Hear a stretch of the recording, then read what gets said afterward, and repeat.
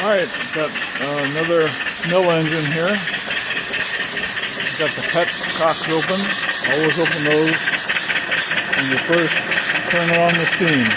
Get the water out of the cylinder. This one's got a brand new crosshead here, cross-light guide and head. All new. That's the way the original mill engines were built. Very hard to machine that part and keep everything concentric. The base is 36 inches long. Top of the flyball governor is 24 inches high, and it's 2.75 inch bore, or 2 3/4 bore, 4-inch stroke. Beautiful. I built all the flyball governor, everything. I'm just running it off of one of my 20-inch boilers. Those are available as well. Beautiful engine. Antique pulleys here. Beautiful oiler. It's antique. Runs great. It's a Swift oiler. Beautiful engine. Fired up the moment I put air to it a couple days ago.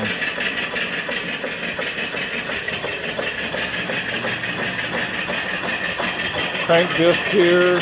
There's an oiler. There's oil points all over it.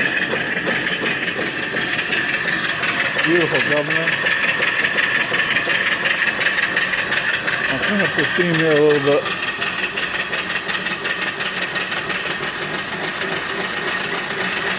Runs really smooth.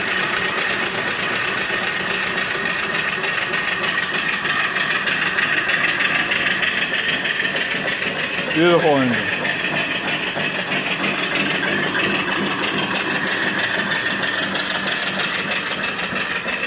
You run the exhaust up the stack of the boiler, it will create a lot more draft in the boiler when it's permanently set up.